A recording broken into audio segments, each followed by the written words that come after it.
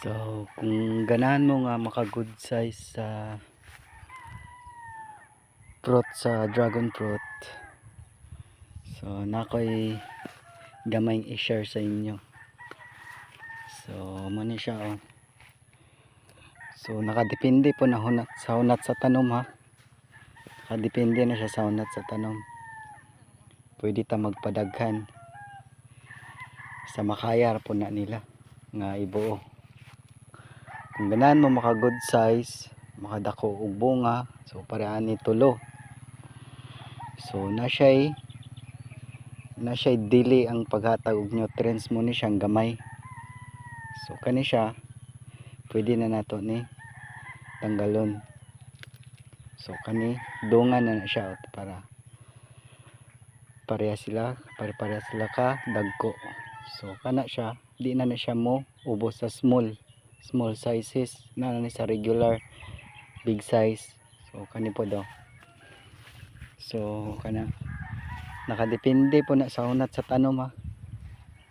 So ana pwede ta magpadaghan o parehan niyo 1, 2, 3 o papa upat.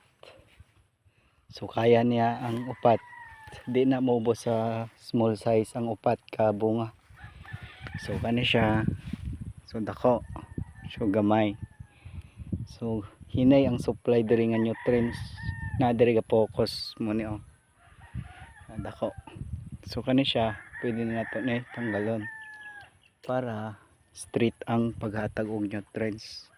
So maka good size gud ta. So na siya. So manay sekreto ana. So yapo na to atong pabuohon 1, 2, 3 apa 4, 5, 6. Kaya niya din unom kana. So lantaon nyo may hunat atong tanom, so kaya niya na. So atong gibawasan og 2 ka kuan buds, 2 ka buds. So ana lang. So hope na makatabang sa inyo. So napa po do. So parehan niyo. Oo. Kani siya pwede na ni bawasan na do. So kaya niya 1, 2, 3, 4. Napa 5. Kaya na.